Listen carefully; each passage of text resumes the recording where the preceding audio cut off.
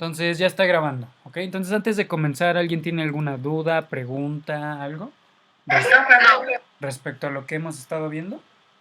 No, ya entendí todo bien, perfecto. Ok, perfecto. Entonces vamos a dar nada más un repaso de qué fue lo que vimos ayer. Bueno, ayer comenzamos con el tema de ley de gravitación universal. Entonces recordemos que esta ley que mide la fuerza de atracción entre dos cuerpos dependiendo de la masa de cada uno de ellos y además de su distancia que hay entre ellos. Entre más cercanos estén estos dos cuerpos, mayor fuerza de atracción habrá y entre mayor distancia existe entre estos también habrá menos fuerza de atracción. ¿Ok? Algo bien importante que deben de recordar es la constante de gravitación. ¿Por qué? Porque ¿cómo calculamos la fuerza de atracción o la fuerza gravitacional?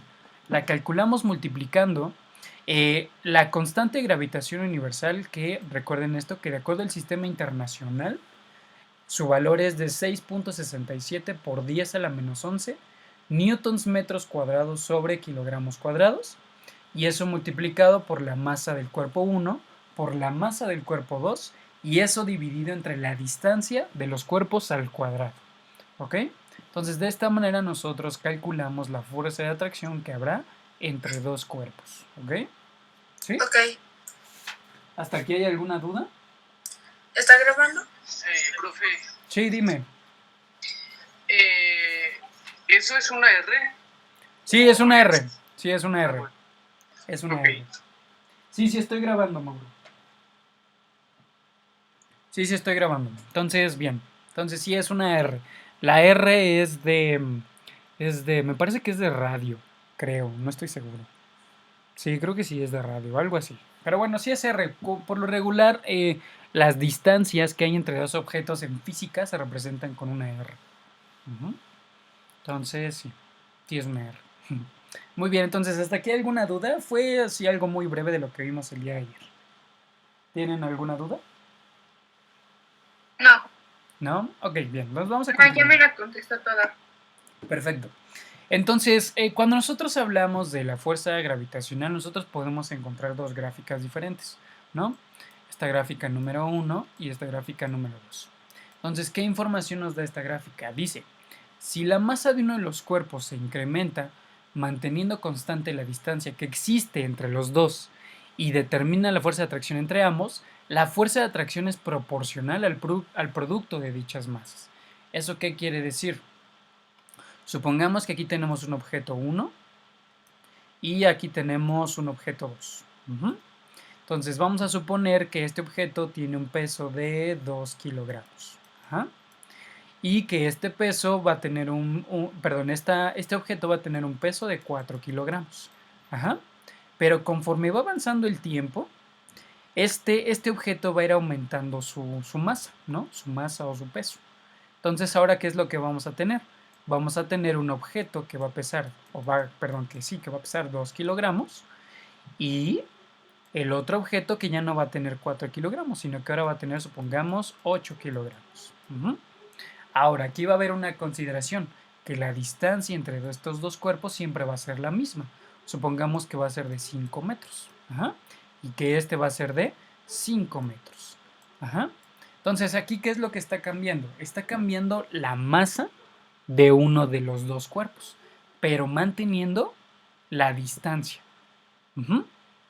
Entonces, si nosotros quisiéramos calcular la fuerza de atracción que hay entre estos dos objetos cuando una de las masas va aumentando de los objetos, ¿cómo es que nosotros lo medimos? Pues resulta que la fuerza de atracción entre estas ambos es igual a la multiplicación entre ¿qué? Entre las dos masas dividida entre es multiplicando las dos masas dividiendo entre la distancia. Entonces, ¿qué observamos aquí en la gráfica? Observamos que en el eje de las Y está la fuerza gravitacional y en el eje de las X encontramos la distancia entre los cuerpos. ¿Eso qué quiere decir? Que a mayor distancia hay entre los cuerpos, ¿qué le va a pasar a la fuerza gravitacional? ¿Qué le va a pasar? Va a disminuir. Va a ir disminuyendo, ¿no? Entonces, vean, es justamente lo que nosotros vemos en este fenómeno, que mientras más se van alejando los cuerpos, no importa si aumenta su masa o si disminuye su masa, la fuerza gravitacional va a ir disminuyendo. Ajá. ¿Por qué?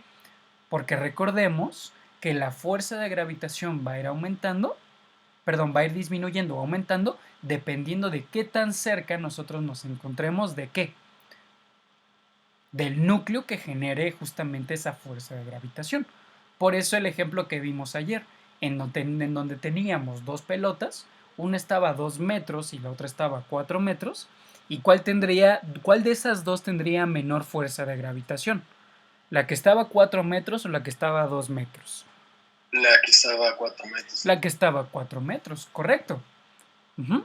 Y bueno, vimos el ejemplo en que ambas pelotas tenían la misma masa. Ajá. Pero no importa si las masas cambian. No importa si uno es más grande, no importa si uno es más otro. Perdón, uno es más pequeño. ¿Qué es lo que sucede? Mientras más se vayan alejando, menor será su fuerza de gravitación. Y mientras más cerca se encuentren, su fuerza de gravitación será todavía mayor. Ajá. ¿Alguien quería preguntar algo? Sí. Sí, dime. Las gráficas no están invertidas. ¿Cómo que invertidas? Que la de la letra A va en el segundo y la letra B en el primero. No, no están invertidas. ¿Por qué lo piensas? Porque dice, en el primero dice, si la masa de uno de los cuerpos incrementa, manteniendo constante la distancia que existe entre los dos y se determina la fuerza de atracción entre ambos, la fuerza de atracción es proporcional al producto de dichas masas. Entonces, si es proporcional significa que va en una línea recta. En cambio, en el otro, si se mantiene constante la masa de los dos cuerpos y varía la distancia entre ambos, la distancia entre los dos cuerpos aumenta el doble y la fuerza de atracción disminuye 4 veces. Aquí en la primera gráfica, sí, correcto, nos dan la distancia de los cuerpos y la fuerza, y pero no nos dan la masa. Entonces la masa nos daría la otra. Sí, tienes razón. Tienes razón, yo no lo había visto. Sí, es correcto. Sí, tienes razón. Esta corresponde a esta y esta corresponde a esta, ¿no? Sí, tienes razón. Masa. Sí. Que bueno, es que se pueden interpretar las dos de la misma forma hasta cierto punto, ¿no? Pero vean, por lo que acabamos de explicar, que no importa la masa de los cuerpos, ¿qué va a pasar? Vean, si mantienen la misma distancia, ¿no? Es decir, si siempre respetan la misma distancia, siempre van a tener la misma fuerza, no importa la masa del cuerpo. Aquí, ¿qué es lo interesante? Aquí lo interesante es ver que lo que va a generar la fuerza de atracción es la distancia que hay entre ambos cuerpos, más no sus masas. Digo, ¿en qué punto puede afectar en la masa?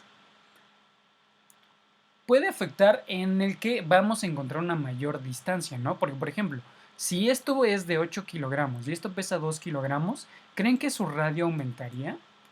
Por ejemplo, si este pesa 2 kilogramos y posteriormente yo tengo algo que pesa 8 kilogramos, ¿creen que su radio aumentaría? Pues hasta cierto punto sí, ¿no? ¿Por qué? Porque está siendo expandido ese cuerpo, ¿no? Claro, si no nos ponemos tan estrictos de que, por ejemplo, dependiendo de la densidad también del cuerpo, también podemos ver sus pesos, pero eso ya es meternos en otro rollo, ¿no? Ahorita lo que quiero que entiendan es que cuando se genera una fuerza de atracción, o cuando nosotros calculamos la fuerza de atracción, el primer factor que va a cambiar esa fuerza de atracción es ¿cuál?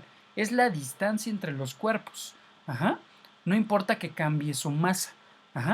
Digo, a lo mejor sí un cuerpo será más grande o un cuerpo tendrá mayor masa que otro.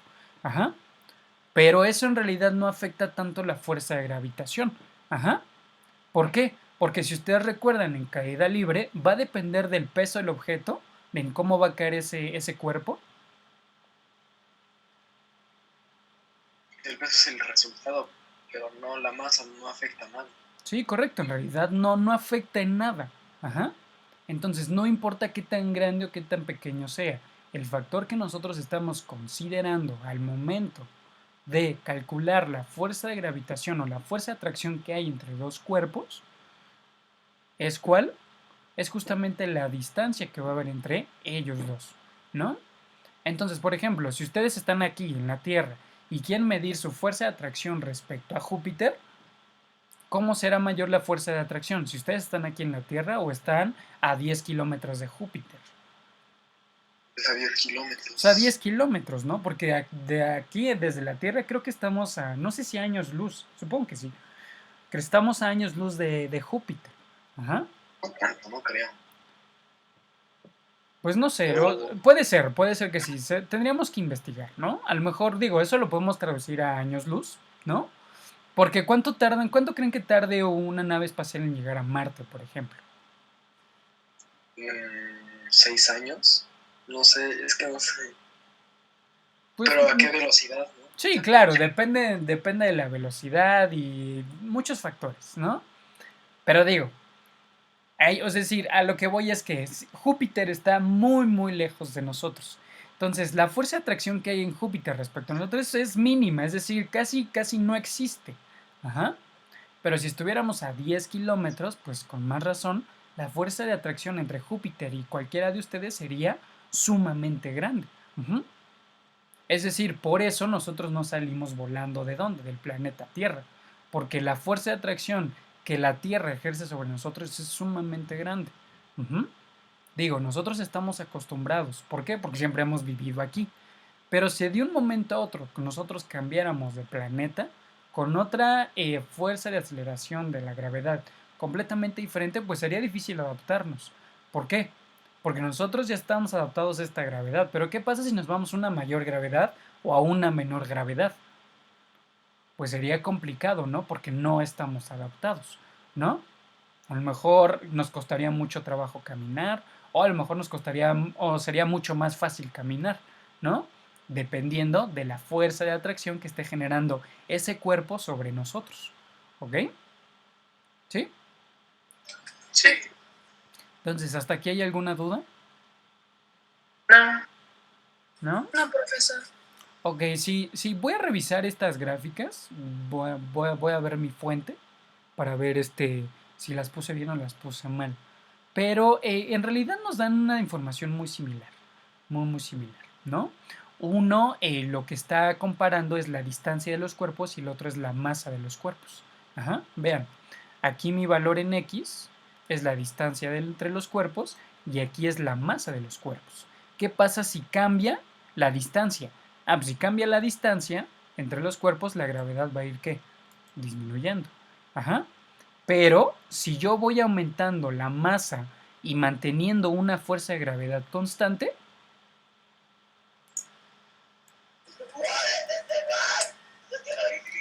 pues La fuerza de atracción se mantiene. la fuerza de atracción se mantiene. ¿Por qué? Porque sigue siendo la misma. Ajá. Entonces no importa si un objeto tiene una masa de 8, de 4, de 2, no importa, la fuerza de atracción será muy similar si nosotros mantenemos ¿qué? Su distancia. ¿Ok? Entonces aquí estamos manteniendo su distancia y aquí estamos ¿qué? Aumentando o disminuyendo la distancia. ¿Ok? Entonces, ¿dudas, preguntas hasta aquí? Ella tiene el micrófono prendido. Sí, ¿pueden apagar su micrófono, por favor? Ok, creo que Mauro está viendo las caricaturas. Muy bien, entonces, ¿alguna duda, alguna pregunta hasta aquí? No, ¿No? Ok, bien. Entonces vamos a continuar. Algo también importante que nos explica la ley de gravitación universal son las leyes de Kepler. Ajá. ¿Por qué? Porque las leyes de Kepler nos van a describir el movimiento de los planetas. Y ya vimos que el movimiento de los planetas va muy de acuerdo a qué? Va muy de acuerdo a la fuerza de gravitación. Ajá. Entonces, ¿quién va a generar esa fuerza de atracción en todo nuestro sistema solar? Justamente el Sol. El Sol lo que provoca es que se mantengan en sus órbitas cada uno de los planetas. ¿Ok? Entonces, ¿qué nos dice Kepler? Bueno, vamos a ir leyendo. ¿Quién quiere leer el primer párrafo? Este de aquí. ¿Yo? Sí, adelante, por favor. Las leyes de Kepler describen el movimiento de los planetas, pero no explican por qué se mueven de esa manera. Fue Newton, con su ley de gravitación universal y las leyes de la mecánica, quien se encargó de explicar los movimientos planetarios. Correcto. Digo, Kepler ya había descrito cómo eran los movimientos de los planetas, que en realidad no eran en movimientos netamente circulares, sino más bien de forma elíptica. Ajá. Pero no pudo explicar por qué se movían así. Entonces, de acuerdo a las 3 leyes de Newton y a la ley de gravitación universal, Newton fue quien descubrió y complementó justamente estas 3 leyes, que corresponden ¿al qué? Al movimiento de los planetas. ¿Ok? Entonces, ¿qué nos dice la primera ley de Kepler? ¿Alguien la quiere leer? ¿Alguien la quiere leer? Yo, profe. Sí, adelante. Primera ley de Kepler. Cada planeta se mueve en una órbita elíptica teniendo al Sol en uno de sus focos. La idea del movimiento circular perfecto de Copérnico ya no se cumple. Muy bien, entonces, ¿qué nos dice la primera ley de Kepler? Bien, aquí les puse una imagen. Cuando nosotros hablamos de un punto focal es, digamos, una referencia que nosotros tenemos. Ajá. Por ejemplo, si ustedes voltearan a ver al Sol, ustedes están viendo un punto focal del Sol. Es decir, no están viendo el Sol completo, sino nada más están viendo una parte de ese Sol. Ajá. Entonces, si nosotros nos enfocamos en un punto focal de este Sol, nosotros nos daríamos cuenta que existe un movimiento alrededor de este. Ajá. Y que este movimiento no es de manera perfecta, sino que es de manera elíptica. ¿Ok? Entonces, cada vez que ustedes, por ejemplo, vean o dibujen una órbita a través del Sol, pues no se dibuja como un círculo, sino se dibuja como un óvalo. Ajá. Porque ese óvalo está representando mi movimiento elíptico. ¿Sí? Eso nos describe la primera ley de Kepler. ¿Ok? Que el movimiento del planeta o de los planetas no es perfecto. Más bien, tiene un movimiento en forma elíptica. Si nosotros nos enfocamos en un punto focal del Sol, es decir, en un solo punto del Sol. Ajá. ¿Sí? Sí. Ok, muy bien. Segunda ley de Kepler. ¿Alguien quiere leerla? Yo, Adelante. segunda ley de Kepler. La línea entre el Sol y cada planeta va de áreas iguales en tiempos iguales. Es decir, los planetas van más rápido cuando se encuentran cerca del Sol. Ok, muy bien, sí. Con esto, ¿cómo creen que se identificó esto? Hay algo muy característico donde podemos ver qué tanto está girando el Sol. Digo, hoy en día se sabe que nuestro planeta gira nuestro Sol con un lapso de 365 días. Ajá. Pero hay momentos donde el Sol gira más rápido. Y esto lo podemos ver con las estaciones. Ajá. Si estamos más cerca del Sol, ¿en qué estación estamos? En verano. En verano, ¿no? O estamos entrando en primavera, después viene el verano, después el otoño y el invierno, ¿no? Entonces, vean, con las estaciones del año nosotros, bueno, no nosotros, en ese tiempo se pudo determinar en qué velocidad giraba el planeta alrededor del Sol. ¿Por qué? Porque se determinó que en ciertos lapsos de tiempo el planeta giraba en todo momento al mismo ritmo. Es decir, ¿cuánto dura un día? Un día sabemos que dura 24 horas. Ajá. Y entonces nosotros nos dábamos cuenta que al momento de esto terminar durante 24 horas, pues nosotros teníamos, digamos, primero el día y la noche, ¿no? Pero que eso siempre era constante, es decir, que no cambiaba. Y se dio cuenta que cuando nosotros cambiábamos de estaciones, querría decir que cuando hacía más calor, nosotros nos encontrábamos más cerca del Sol. Y cuando nos encontrábamos más alejados del Sol, habían temporadas de más frío, como lo es el otoño y el invierno. Ajá. Entonces, cuando el planeta está en este tiempo o en este lapso del tiempo, aquí va a girar más rápido el planeta. ¿Por qué? ¿Por qué creen que va a girar aquí más rápido? De acuerdo a la fuerza de gravedad. ¿Por qué creen que va a girar aquí más rápido? Porque se reduce la distancia, ¿no? Correcto, se reduce la distancia y la fuerza de atracción es todavía mayor. Entonces, por lo tanto, si nosotros calculáramos la aceleración que existe en este lapso del tiempo, sería una aceleración todavía mayor que cuando está más alejado. ¿Por qué? Porque cuando el planeta está más alejado del Sol, la fuerza de atracción es menor. Digo, sigue habiendo una fuerza de atracción inmensa, muy grande, pero sí es considerablemente menor comparando cuando está todavía más cerca. Por eso mismo, en este lapso del tiempo, el planeta gira más rápido o va más rápido sobre su órbita. ¿Por qué? Porque esa fuerza de atracción que está generando el Sol sobre la Tierra, pues es mayor. Y no solo aplica con nuestro planeta, aplica con los demás también. Llega un punto en el que la fuerza de atracción es mayor en su movimiento. ¿Ok? ¿Por qué? Porque se acerca mucho más al Sol. ¿Sí? Sí. ¿Hasta aquí alguna duda? No, pero No, ¿No? Ok, y por último, ¿quién quiere leer la tercera ley de Kepler? Yo, Adelante. tercera ley de Kepler. Para cada planeta, el corredor del tiempo que tarda en darle una vuelta al Sol, periodo, es directamente proporcional al cubo de su distancia promedio al Sol. Bueno, aquí en esta ley de Kepler, ¿qué es lo que podemos ver? Podemos ver el tiempo en que tarda en dar una vuelta justamente cualquier planeta. Entonces, ¿eso a qué se refiere? Se refiere que la T se refiere al periodo, es decir, al tiempo. ¿Y esto cómo lo podríamos calcular? Lo podríamos calcular multiplicando la distancia del Sol que hay del planeta al Sol y además con una constante de proporcionalidad.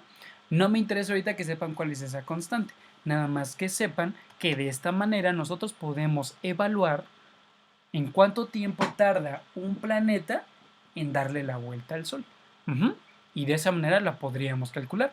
Y si nosotros lo resolviéramos para nuestro planeta, ¿en qué periodo de tiempo gira nuestro planeta alrededor del Sol? 365 días. En 365 días, ¿ok? Entonces, de esta manera o a través de la tercera ley de Kepler, nosotros podemos determinar esos tiempos. Y claro, ya están sumamente establecidos para cada uno de los planetas, ¿no? Y entre más alejado se encuentra el planeta de dónde, del Sol, pues más tiempo va a tardar. O el periodo en darle la vuelta completa al Sol, pues va a tardar mucho más tiempo. ¿Ok? ¿Y eso de qué va a depender? Va a depender sumamente de la distancia que existe entre qué? Entre el planeta y el Sol. ¿Y por qué tomamos como referencia el Sol? Porque justamente es el centro de nuestro sistema solar y es el cuerpo estelar o el cuerpo que va a generar la mayor atracción para todos los cuerpos. Entonces por eso tomamos como referencia el Sol. Y repito, la tercera ley de Kepler lo que me permite es identificar o evaluar en qué tiempo va a girar nuestro planeta o cualquier planeta alrededor del Sol. ¿Ok? ¿Sí? sí. Perfecto. Entonces, ¿alguna duda, alguna pregunta? Profe. ¿No? Ok. Entonces, con esto terminamos lo que son las leyes de Kepler. En cuanto a las leyes de Kepler, pues no haremos ejercicios ni nada de eso. ¿Ok? Nada más es para que ustedes conozcan cómo es que se entendió o cómo es que se descubrió el movimiento de los planetas. Digo, si estuviéramos de manera presencial, una vez que terminamos de ver leyes de Kepler, tendríamos que hacer una maqueta. ¿Ok? En esta maqueta haríamos diferentes evaluaciones, como por ejemplo, cuánto tarda cada una de las órbitas, la distancia entre cada uno de los planetas, la distancia entre planetas y el Sol, y así evaluaciones de ese tipo. ¿Ok? Pero pues bueno, ahorita no vamos a hacer una maqueta, pero para esto nos ayudan las leyes de Kepler. ¿Ok? Nada más es para que las conozcan por el momento, ¿no? ¿Ok? ¿Sí? Ok. Ok, entonces, Sí, profe. ¿dudas, preguntas, quejas, sugerencias? Profe, Sí, dime. ¿sí se acuerda que ayer estábamos diciendo qué había en el centro de la galaxia? Ajá. Ayer investigué y no es un sol, no es una estrella, es un agujero negro. Es un agujero negro, ok, interesante. Ah, sí, les dije que les iba a buscar el video y no se los busqué, qué malo soy. Ok, un agujero negro, es interesante. Imagínense, a lo mejor ese agujero negro te podría llevar a otros universos, ¿no? Pues dicen. Pues quién sabe, es algo muy complejo y... ¿Pero no te espaguetificarías? Pues no sé, la verdad. No sé la verdad, Mauro. Te daría una mala respuesta. Pero ¿Qué pasa si nosotros entramos a un agujero negro? ¿Alguien ha investigado algo? ¿Se lo ha no creo que, preguntado? no creo que nadie quiera saber eso. Pues a lo mejor y sí, digo, a lo Sí, mejor y no. sí. A lo mejor y sí, digo, si ya se pudo fotografiar un agujero negro, imagínense qué pasa si se pudiera entrar a uno. ¿Alguna vez alguien ha visto la película de Interestelar? No, pero me encantaría ¿Cuál? ver. La película de Interestelar. Ah, no, yo todavía no. ¿No? Ah, ok, véanla, no les voy a dar spoiler, más o menos les podría dar una respuesta. Se llama Interestelar. Es una película muy buena, muy buena. Entonces, si tienen la oportunidad de verla, véanla. Y más o menos trata de eso, de cómo viajan hacia un agujero negro. Es interesante, es interesante. Pero bueno, entonces, ¿qué era? ¿Qué era? Ya me perdí. Bueno, dejen parar el video. Con esto paramos el video. Entonces,